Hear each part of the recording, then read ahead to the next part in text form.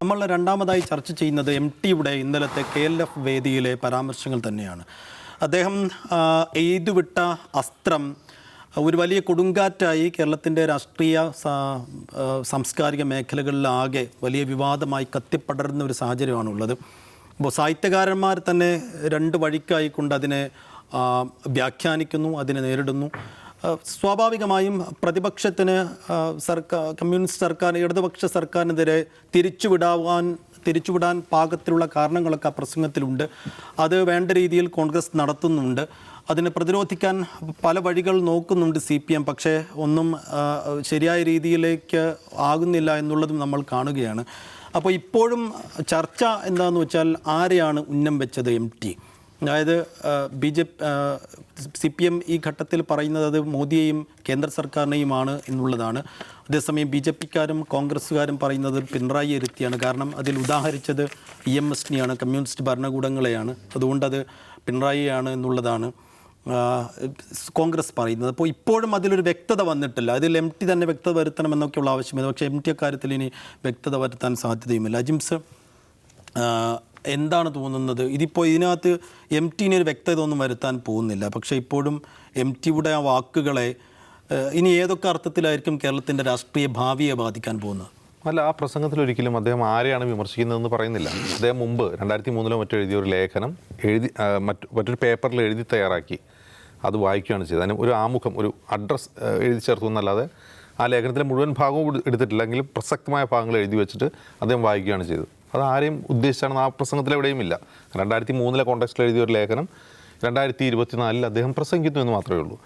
പക്ഷേ ആ പ്രസംഗത്തിൻ്റെ രത്നച്ചുരുക്കം, അതിൻ്റെ എന്താ പറയുക, കോണ്ടെക്സ്റ്റാണ് നമ്മൾ പരിശോധിക്കുന്നത്. ആ കോണ്ടെക്സ്റ്റ് വായിക്കുമ്പോൾ, ആ പ്രസംഗം കേൾക്കുമ്പോൾ അത്യാവശ്യം രാഷ്ട്രീയ ബോധമുള്ള ഒരാൾക്ക് അത് ആരെ ഉദ്ദേശിച്ചാണെന്ന് വളരെ പെട്ടെന്ന് മനസ്സിലാവും എന്നുള്ളതാണ് അതിൻ്റെ പ്രത്യേകത.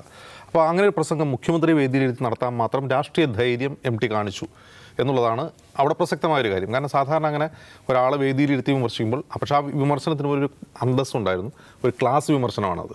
അത് ഒരാളെ പേരെടുത്ത് പറയുകയോ അല്ലെങ്കിൽ നടന്നുകൊണ്ടിരിക്കുന്ന ഓൺഗോയിങ് ഏതെങ്കിലും വിഷയങ്ങളെ റെഫർ ചെയ്യുകയോ ഒന്നും അതിൽ ചെയ്തിട്ടില്ല.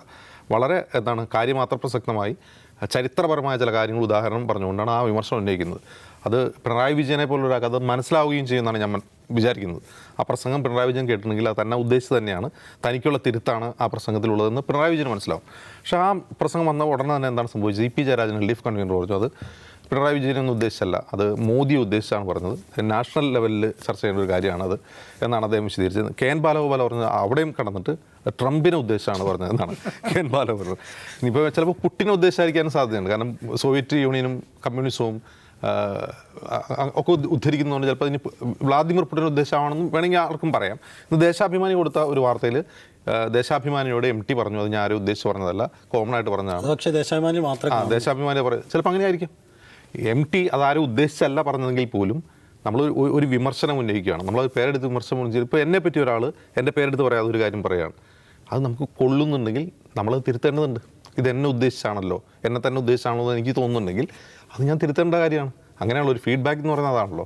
അപ്പോൾ മലയാളത്തിലെ ഏറ്റവും ഇന്ന് ജീവിച്ചിരിക്കുന്നതിൽ ഏറ്റവും പ്രഗത്ഭനായ എഴുത്തുകാരൻ ഒരു വേദിയിൽ തന്നെ ഇരുത്തി ഈ കാര്യങ്ങൾ പറയുമ്പോൾ ഇതിൽ ഞാൻ തിരുത്തേണ്ട എന്തെങ്കിലും സംഗതികളുണ്ടോ എന്ന് പിണറായി വിജയൻ ആലോചിക്കേണ്ടതാണ്. അദ്ദേഹം ജനാധിപത്യ ബോധമുള്ളതാണ്. അതിൻ്റെ ഏറ്റവും പ്രധാനപ്പെട്ട കാരണം, ഒരു വിപ്ലവം നടന്നു കഴിഞ്ഞാൽ എല്ലാമായി, അതായത് അധികാരഘടനയെ മറിച്ചിട്ടുകൊണ്ട് അധികാരത്തിലേറിക്കഴിഞ്ഞാൽ നമ്മുടെ വിപ്ലവം സമ്പൂർണ്ണമായി എന്ന് കരുതുന്ന തരത്തിൽ നേതാക്കളും ഭരണാധികാരികളും പ്രവർത്തിക്കുന്നു എന്നാണ് അദ്ദേഹം സോവിയറ്റ് യൂണിയനെ ഉദ്ധരിച്ചുകൊണ്ട് പറയുന്നത്. അപ്പോൾ സോവിയറ്റ് യൂണിയനിൽ സാർ ഭരണകൂടത്തെ അട്ടിമറിച്ച് കഴിഞ്ഞപ്പോൾ അവിടെ വിപ്ലവം പൂർണ്ണമായി എന്ന് ചിന്തിക്കുന്നതിന് പകരം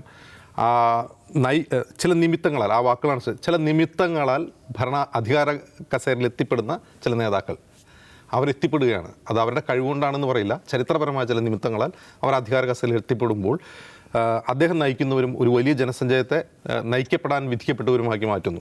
അതിന് പകരം EMS ചെയ്തത് എന്താണെന്ന് വെച്ചാൽ, EMS ഈ ജനക്കൂട്ടത്തെ നയിപ്പിക്കുന്നവരാക്കുകയില്ല, അവരെ കൂടുതൽ സ്വതന്ത്രമാക്കുകയും അവരെ കൂടുതൽ സ്വതന്ത്രമാക്കാനുള്ള പണിയാണ് അദ്ദേഹം എടുത്തത്. അതുമാത്രമല്ല, രാഷ്ട്രീയ പ്രവർത്തനമായിരിക്കും തന്നെ, EMS രാഷ്ട്രീയ പ്രവർത്തനമായിരിക്കുമ്പോൾ തന്നെ കലാ, സംസ്കാരം, അതുപോലെ സമൂഹം, അധികാര പങ്കാളിത്തം, ഇത്തരം കാര്യങ്ങളെക്കുറിച്ച് നിരന്തരം ചിന്തിക്കുകയും അതിൽ തനിക്ക് തെറ്റുപറ്റിപ്പോയിട്ടുണ്ടെങ്കിൽ അത് തുറന്നു പറയുകയും ചെയ്യുന്ന തുറന്ന മനസ്സുള്ള ഒരാളായിരുന്നു EMS എന്ന് പറഞ്ഞുകൊണ്ടാണ് ഈ ലേഖനവും അദ്ദേഹത്തിൻ്റെ പ്രസംഗവും മുന്നോട്ട് പോകുന്നു.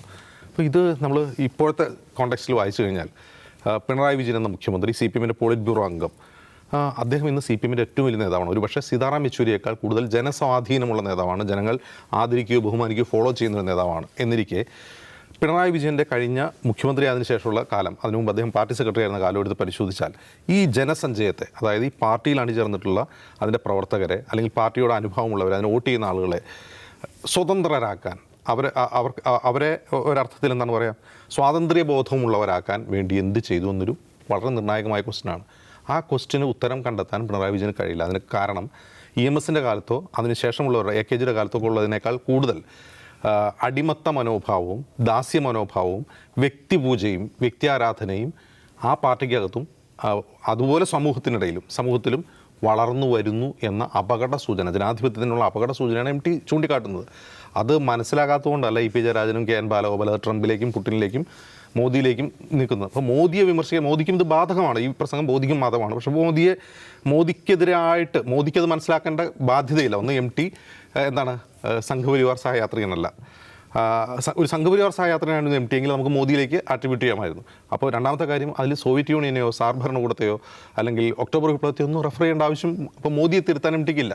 അപ്പോൾ ഇത് വളരെ വ്യക്തമാണ്, ഇത് പിണറായിക്കെതിരെയാണെന്നുള്ളത് വ്യക്തമാണ്. പക്ഷേ എനിക്ക് വളരെ സങ്കടം തോന്നിയൊരു കാര്യം, ഇത്തരം ഘട്ടങ്ങളിൽ അത് ജനങ്ങൾക്ക് മനസ്സിലാവുന്ന വിധം അതിനെ വിശദീകരിക്കുകയും പിന്തുണയ്ക്കുകയും ചെയ്യുമായിരുന്ന ഒരാളായിരുന്നു സച്ചിദാനന്ദൻ. പക്ഷേ അദ്ദേഹം പറയുകയാണത് അങ്ങനെ വ്യാഖ്യാനിക്കേണ്ടതില്ല എന്ന് പറഞ്ഞ് പിണറായിയെ സപ്പോർട്ട് ചെയ്യാനും അദ്ദേഹത്തിന് സുരക്ഷ ഒരുക്കാൻ പോകുന്നത് വളരെ ദുഃഖകരമായൊരു കാഴ്ചയാണ്, ഏറ്റവും ദുഃഖകരമായ കാഴ്ച. ദൗസാബ് ഇതിപ്പോൾ സക്കറിയ പറഞ്ഞത് ഇതിനെ സ്വയം വിമർശനപരമായി ഏത് ഭരണകൂടങ്ങൾക്കും എടുക്കാം എന്നുള്ളതാണ്. അപ്പോൾ കേരളത്തിലെ CPM നേതാക്കൾ പക്ഷേ സ്വയം വിമർശനപരമായി എടുക്കുന്നതിനപ്പുറത്തേക്ക് ഇത് മോദിയെക്കുറിച്ചാണ് പറഞ്ഞതെന്നുള്ള ആ ഒരു ആംഗിളിൽ വഴിതിരിച്ചുവിടാനാണ് ശ്രമിക്കുന്നത്. ആ രീതിയിൽ എത്ര കണ്ട് പിടിച്ചു നിൽക്കാൻ കഴിയും CPM-ന്? അല്ല, ഇതിലങ്ങനെ പിടിച്ചു നിൽക്കേണ്ട ഒരു പ്രശ്നം ഉണ്ടെന്ന് എനിക്ക് തോന്നുന്നില്ല. കാര്യം MTയെ പോലെ ഒരാൾക്ക് പിണറായി വിജയനെ വിമർശിക്കണമെന്നുണ്ടെങ്കിൽ അല്പം കൂടി ഇത്തരം വ്യാഖ്യാന ഇതൊന്നും നമ്മൾ ബുദ്ധിമുട്ടിക്കാതെ വിമർശിച്ചാൽ മതിയായിരുന്നു എന്ന അഭിപ്രായമാണ് എനിക്കുള്ളത്. കാരണം MT വാസുദേവൻ നായരെ പോലെ ഒരാൾക്ക് ഇങ്ങനെ പരോക്ഷമായ സൂചനകളിലൂടെ കാര്യങ്ങൾ പറയേണ്ട ഒരവസ്ഥയിലൊന്നും നമ്മുടെ രാജ്യം എത്തിയിട്ടില്ല. അപ്പം പിണറായി വിജയനെ വിമർശിക്കണോ എന്ന് ചോദിച്ചാൽ നിശ്ചയമായും വിമർശിക്കേണ്ട ഒരുപാട് ഘടകങ്ങൾ ഏതൊരു ഭരണാധികാരികൾക്കുള്ളതുപോലെ അദ്ദേഹത്തിനുണ്ട്. MT വാസുദേവനെ പോലുള്ളൊരു ഒരു ടവറിങ് പേഴ്സണാലിറ്റി, അദ്ദേഹം എനിക്ക് പിണറായി വിജയനെ വിമർശിക്കാൻ ചില കാര്യങ്ങൾ പറയാനുണ്ട് എന്ന് അദ്ദേഹത്തിന് നല്ല നിശ്ചയമുണ്ടെങ്കിൽ 20 വർഷം മുമ്പ് എഴുതിയ ഒരു ലേഖനം വീണ്ടും എടുത്ത് വായിക്കേണ്ട കാര്യം ഉണ്ടായിരുന്നില്ലെന്നാണ് എൻ്റെ ശക്തമായ അഭിപ്രായം. അദ്ദേഹത്തിന് അത് കുറച്ചും കൂടെ നമ്മളെയൊന്നും വ്യാഖ്യാന പണ്ഡിതന്മാരെ ബുദ്ധിമുട്ടിക്കാതെ അത് ചെയ്യാമായിരുന്നു. അദ്ദേഹം അത് ചെയ്തില്ല എന്നുള്ളതിൽ എനിക്ക് വിഷമമുണ്ട്. രണ്ടാമതൊരു കാര്യം, ഇപ്പോൾ പിണറായി വിജയൻ്റെ നിലപാടുകൾ, സമീപനങ്ങൾ, നമ്മൾ ഈ ഔട്ട് ഓഫ് ഫോക്കസിനെ പല സന്ദർഭത്തിൽ അത്തരം വിമർശനങ്ങൾ ഉന്നയിച്ചിട്ടുണ്ട്. പക്ഷേ നിലവിലെ ഒരു ഞാൻ പറയുന്നത് നാഷണൽ കോണ്ടക്സ്റ്റിലെടുക്കുമ്പോൾ നിലവിലെ ഒരു രാഷ്ട്രീയ സാഹചര്യത്തിൽ പിണറായി വിജയൻ്റെ ഏകാധിപത്യം, പിണറായി വിജയൻ്റെ ഒരു പ്രശ്നം, അത് ഒരു ചർച്ചകളുടെ ഒരു കേന്ദ്രസ്ഥാനത്ത് വരുന്നതിൽ ചില പ്രശ്നങ്ങളുണ്ട്. അത് പിണറായി വിജയൻ്റെ ഏകാധിപത്യത്തെക്കുറിച്ച് അദ്ദേഹത്തിൻ്റെ സമീപനങ്ങളെ വിമർശിക്കേണ്ട എന്നല്ല പറയുന്നത്. നമ്മുടെ മുൻഗണനയിൽ ഇപ്പോൾ ഒരു അധികാരപ്രമത്തനായിട്ടുള്ള ഒരു ഭരണാധികാരിയല്ല, ഒരു ഭരണ സംവിധാനം ഒന്നാകെ രാജ്യത്തെ വിഴുങ്ങിക്കൊണ്ടിരിക്കുമ്പോൾ നമ്മുടെ ജനാധിപത്യ സംവിധാനങ്ങളെ, ജനാധിപത്യത്തിൻ്റെ ഓരോ അവയവങ്ങളെയും ഇങ്ങനെ അംഗവിച്ഛേദം ചെയ്ത് മുന്നോട്ട് പോകുന്ന ഒരു രാഷ്ട്രീയ സാഹചര്യത്തിൽ പിണറായി വിജയനാണ് നിങ്ങൾ പ്രശ്നവൽക്കരിക്കുന്നതിൽ ഒന്നാം സ്ഥാനത്ത് വരുന്നത്, അല്ലെങ്കിൽ നിങ്ങളുടെ മുൻഗണനകൾ ഒന്നാം സ്ഥാനത്ത് വരുന്നത്, അത് അത്ര ഹെൽത്തി ഒരവസ്ഥയല്ല. ഇപ്പം പിണറായി വിജയൻ്റെ പല സമീപനങ്ങളും ഈ അജിംസ് സൂചിപ്പിച്ചതുപോലെയുള്ള ഈ ഒരു ഇടതുപക്ഷ നേതാവിൽ നിന്ന് ഒരു ഇടതുപക്ഷ സിസ്റ്റത്തിൽ നിന്ന് പ്രതീക്ഷിക്കാൻ പറ്റാത്ത തരത്തിലുള്ള ഫ്യൂഡൽ എലമെൻറ്റുകൾ നമുക്ക് കാണാൻ പറ്റുന്നുണ്ട്.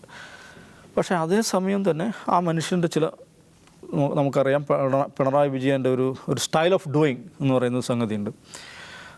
അതുണ്ടായി വരുന്നതിലൊരു ഘടകം, അദ്ദേഹം പാർട്ടി സെക്രട്ടറി ആയിരുന്ന ആ ദീർഘകാലം എന്ന് പറയുന്നത് പിണറായി വിജയൻ എന്ന് പറയുന്ന ആ വ്യക്തിയെ ഒറ്റതിരിച്ചാക്രമിച്ചുകൊണ്ട് കേരളത്തിലെ മാധ്യമങ്ങളിൽ മഹാഭൂരിപക്ഷവും നടത്തിയിട്ടുള്ള പിണറായി വിജയനെതിരെ നടത്തിയിട്ടുള്ളൊരു ക്യാമ്പയിൻ, അത് നമ്മൾ മറക്കരുത്. പിണറായി ബാഡ് ഗായ് എന്താണ് ഒരു ബാഡ് ഗൈ ഗുഡ് ഗൈ തമ്മിലൊരു പോരാട്ടമായിട്ട് കേരള രാഷ്ട്രീയത്തെ മാറ്റി അതിൽ ബാഡ് ഗൈ സ്ഥാനത്ത് പിണറായി നിർത്തി അതിലൂടെ കൂടെ കടന്നു വന്നിട്ടുള്ള ഒരാളാണ്. അതിനോട് പ്രതികരിച്ച് നേതാവായിട്ടുള്ള ഒരാളാണ്. അതിൻ്റെ ചില അന്ന് അദ്ദേഹം കാണിച്ചിട്ടുള്ള ആ പ്രതികരണത്തിന് ആ ശൈലികൾ ഇപ്പോഴും അദ്ദേഹത്തിൽ ബാക്കിയുണ്ട്. ഓഫ് കോഴ്സ് അദ്ദേഹം ഒരു ഭരണാധികാരിയായിരിക്കെ ഇപ്പോഴും അന്നത്തെ പാർട്ടി സെക്രട്ടറിയുടെ അതേ നിലവാരത്തിലാണോ പ്രതികരിക്കേണ്ടതെന്ന ചോദ്യമൊക്കെ ഉണ്ട്. പക്ഷെ അതൊക്കെ ഉണ്ടായിരിക്കെ തന്നെ പിണറായി എന്ന് പറയുമ്പോൾ അത് എന്താണ് മുണ്ടുടുത്ത മുസോളനി എന്ന് പറയുന്ന ഒരു സമീപനമുണ്ടല്ലോ, അത് ഇതിൻ്റെ അരികെ കൂടെ അത് സൈഡിൽ കൂടി ഇതിങ്ങനെ കയറി വന്ന് അത് മെയിൻ സ്ട്രീം ആകാൻ ശ്രമിക്കുന്നുണ്ട്. മോഡിയെ വിമർശിക്കാതിരിക്കുകയും അല്ലെങ്കിൽ കേന്ദ്രത്തിൻ്റെ ഫാസിസ്റ്റ് നയങ്ങളെ വിമർശിക്കാതിരിക്കുകയും പിണറായിയിൽ ആരോപിക്കപ്പെടുന്ന ഏകാധിപത്യം വലിയ ചർച്ചയാവുകയും ചെയ്യുന്നത് മുൻഗണനകളുടെ രാഷ്ട്രീയം പരിഗണിക്കുമ്പോൾ അത്ര സുഖകരമായ കാര്യമല്ല എന്നാണ് ഇതിന് മൊത്തത്തിൽ വിശകലനം ചെയ്തുകൊണ്ട് എനിക്ക് നടത്താനുള്ള താത്വികമായ ഒരു അവലോകനം. ഇതിൽ ശ്രദ്ധിക്കുന്ന ഒരു കാര്യം, MT ഒരു പിണറായി വിമർശകനല്ല ഒരിക്കലും. അദ്ദേഹം ഇതിനു മുമ്പ് രാഷ്ട്രീയമായി പ്രതികരിച്ചത് ഈ രാജ്യത്ത് വിദ്വേഷ കൊലകൾ വർദ്ധിച്ച സമയത്താണ്. അന്നാണ് പാകിസ്ഥാനിലേക്ക് പാസ്പോർട്ട് മോദി ഭരണകൂടത്തിനെതിരാണ്. മറ്റൊന്ന് ഈ ലേഖനം എഴുതുന്ന കാലം എന്ന് പറഞ്ഞാൽ തൊട്ടു മുമ്പ് മുത്തങ്ങ സമരം നടന്ന മുത്തങ്ങ വെടിവയ്പ്പിൽ ഒരു പ്രൊട്ടസ്റ്റിൻ്റെ മുൻനിരയിൽ നിന്നാണ് MT. അതിനുശേഷമാണ് ഈ ലേഖനം എഴുതുന്നത്. അപ്പോൾ അദ്ദേഹം പിണറായിയെ ഭയക്കുന്നവനോ മോദിയെ ഭയക്കുന്നവനോ AK ആന്റണിയെ ഭയക്കുന്നവനോ അല്ല. അപ്പോൾ അതുകൊണ്ടാണ് ഞാനിത് പറയുന്നത്. ഇതിലിപ്പോൾ നമ്മൾ ഈ വിമർശനത്തിൽ നമ്മൾ ശ്രദ്ധിക്കേണ്ട കാര്യം, ഹരീഷ് പേരടി, ജോയ് മാത്യു പോലുള്ള സ്ഥിരം പിണറായി വിമർശകർ ഇത് ഏറ്റുപിടിച്ചുകൊണ്ട് വന്നിട്ടുണ്ട്. അത് ഈ സമയം നോക്കി ഗോളടിക്കുന്നതാണ്. പക്ഷെ ഞാൻ പറയുന്ന അവിടെയല്ല. അപ്പോൾ പിണറായി മോദി ഭരിക്കുന്ന സമയത്ത് പിണറായിയാണ് ആദ്യം വിമർശിക്കേണ്ടതെന്ന് ചോദ്യത്തിന് ഒരിക്കലുമല്ല, അത് മോദിയെ തന്നെയാണ് വിമർശിക്കേണ്ടത്. പക്ഷേ ഈ വിമർശനം ഇത് ഞങ്ങളെ അല്ല, ഞങ്ങളിത് കേൾക്കേണ്ടതില്ല എന്ന് പിണറായിയും അദ്ദേഹത്തിൻ്റെ അനുചരന്മാരും ചിന്തിക്കുമ്പോൾ നിങ്ങളിത് കേട്ടേ പറ്റൂ, ഇത് നിങ്ങളെ ഉദ്ദേശമാണെന്ന് പറയേണ്ടതെന്നാണ് എനിക്ക് തോന്നുന്നത്. തീർച്ചയായും. അപ്പോൾ വ്യാഖ്യാനങ്ങൾ ചെയ്യുന്നതിനൊപ്പം ഈ വിമർശനത്തിൻ്റെ അരികുകൾ കൂടി പരിശോധിക്കേണ്ടതുണ്ട് എന്നുള്ള വിലയിരുത്തലുകൾ കൂടി വരികയാണ്.